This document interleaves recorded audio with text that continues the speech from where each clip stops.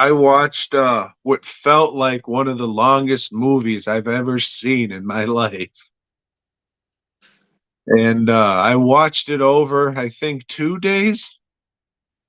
Took a minute to get through, but this is Showgirls 2, Pennies from Heaven. Ah, the story of old Penny Slot, huh? Yeah, and off the bat, Joe, I watched this movie twice because it has a commentary track, you see, and I had to find out what the fucking deal was. Mm.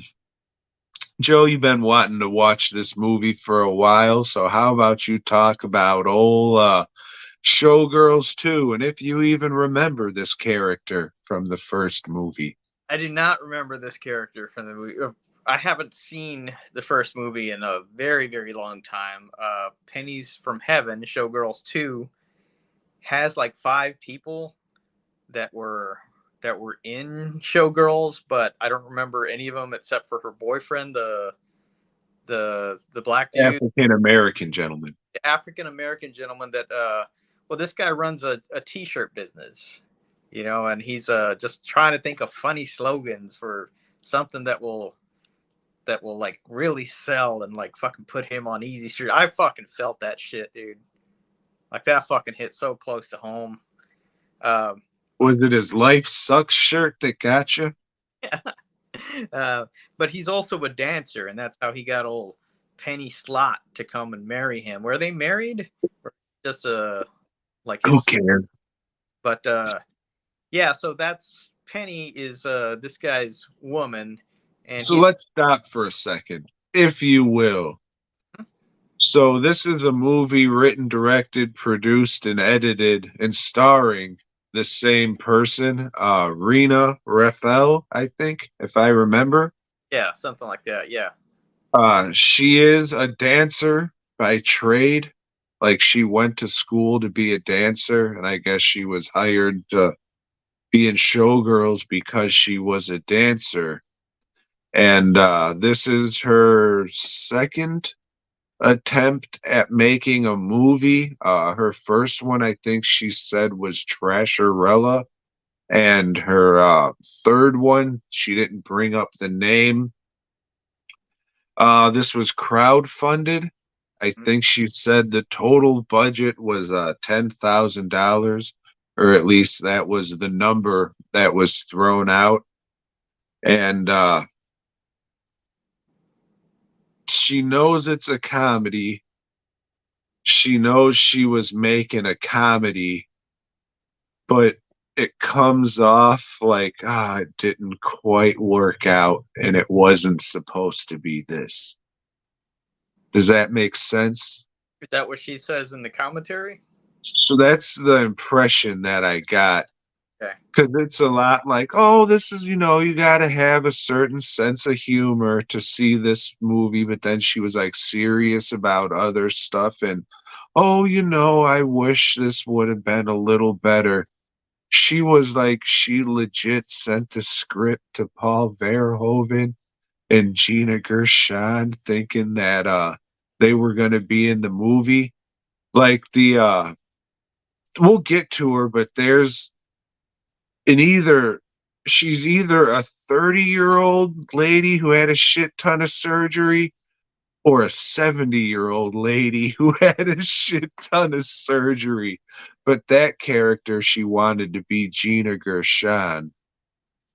And I mean, for this $10,000 movie shot on, I think she said a Canon 7D at the time, and so she didn't actually say why she wanted to make the movie, though, which is what I was interested in. It's like, so why would you make this parody kind of sequel thing? So there's that. This movie, it is pretty much the storyline with a lot of other filler of Showgirls. It's a lot of the same shit, just on a very, very low budget to where they couldn't make it as grand or whatever. But looking at the IMDb page for the script, it has Joe Esterhouse's name listed, and Probably because of characters. uh, yeah, the characters, and I think because it is a parody, because they use so much that's similar. I mean, just she maybe asked him, and he said, "Yeah, fuck it," you know. I don't know. Did they cover any of that in the? No, she said she wrote it and she had to like rewrite it to the budget and shit. So I mean, she was the writer of it. And before I forget, since it just popped in, this movie is 2 hours and 25 minutes ish, somewhere around there. She said her original cut was 3 hours, Joe. I believe it. Yeah, low budget filmmakers. That's what they do. Fuck. Yeah, I'm trying to think if there's any more information to put out. I mean, this is definitely a vanity project. Uh, it's funny. It It is. has some funny stuff to it, but god damn it, dude. 2 hours and 25 minutes for this micro budget fucking movie. Like, if it was, hour 20 minutes, we're in, we're out, we're having these laughs, watching these goofy broads be dumb bitches. It would be fucking funny, and people would be like, hell yeah, you gotta watch this, but No, that I runtime really hurts it. totally agree. Like you just said, 80 minutes, and you got all the meat in there, all the shit that's supposed to be funny, or maybe not supposed to be funny, but it is anyway. Um, Getting back to the plot, she is just a girl that's enamored with a TV show called Star Dance. Star dancers, yeah. So she wants to go and be on that show, and so she just fucking leaves her boyfriend and heads on the road from Vegas to LA. She's not gonna be a stripper anymore. And along the way, she meets people that just fuck her over left and right.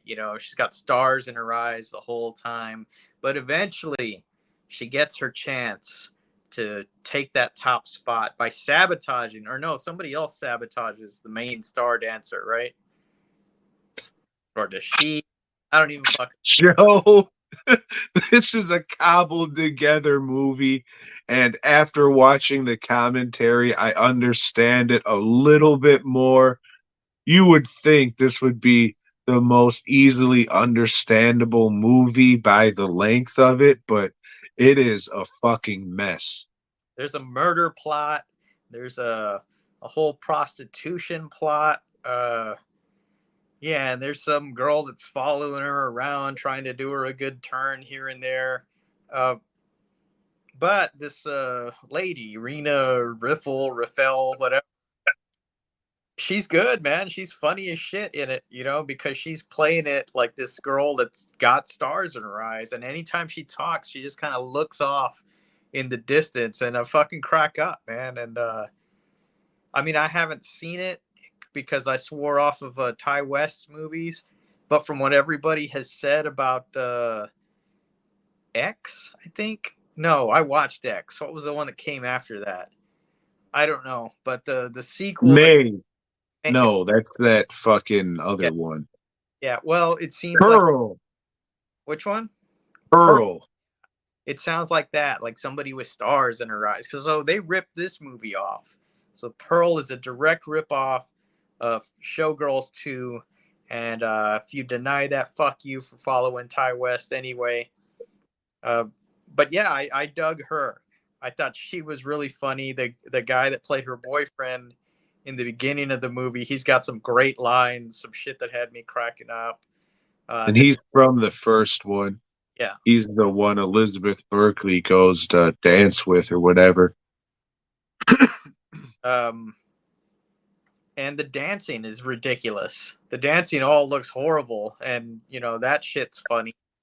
Yeah, Uh, she thought, like I said, she was a trained dancer, and she said she was purposely dancing bad. And that was hard to do because she's a trained dancer. But yeah, yeah, they were doing some goofy shit with like fucking fanning out their crotch and shit. I don't know what the fuck was going on. yeah. But aside from the runtime, I dug it. But because of that runtime, there's very few people that I could recommend it to that would have the tolerance for that kind of Yeah, you nailed it, man. They cut it down. It'd be fucking great. It would be a fucking cult classic already. And unfortunately or fortunately, very few people have heard of this. Yeah, if you're having a bad movie night, like if you get buddies together once a month or whatever and do two or three bad movies, pull this one, but make this the only movie that you watch. That is the only people that I could recommend this to because I love fucking drinking and watching a bad movie. That's no, I shouldn't say that. I love drinking and watching two or three bad movies a night. That's like fun shit to me, and that's what I like to do. But even me, like I said, this took a couple days to fucking get through because it was just god damn. Like some of this shit was funny, but I don't know. Like I want to say it kind of feels like a Jim Wynorski, Fred Olin Ray fucking titty comedy movie, but it has like a weird fucking Freeway 2 slant where they're kind of in on the joke and they're all like, wink, you get it? That kind of shit. It's a really fucking hard movie to uh, dummy bitch cinema, stupid host cinema. I don't know what you'd call it, like the Anna Nicole PM entertainment movies, like just dummy bitch giggle tits movies. I don't know what the fuck you would call it, but if you're into that shit, maybe check it out. But that goddamn runtime. Why didn't you just make this fucking Showgirls 2 and Showgirls 3? And for fucking how were they didn't say this. They didn't even say how they were able to use the Showgirls name. Yeah.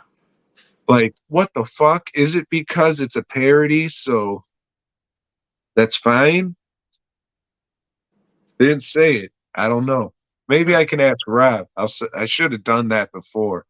I should have sent him an email, but maybe I'll send one off and we'll have an update next week that won't be part of this video. Nobody watches, so it doesn't fucking matter. But I'm a stupid bitch, and I definitely should have sent an email off so we had an answer to some questions. Holy shit. Oh, fuck. Yeah, only the most hardcore of hardcore bad movie fans, or if you get buddies together. But I don't know, dude. It sucks though, because it had some legit laughs. Oh yeah. I mean, yeah. I'm gonna watch it again at some point. In a couple of years. So it is staying in the collection for now. You know. Uh, yeah. I mean, there's a lot of it in there that I dug. It just dragged. It drags.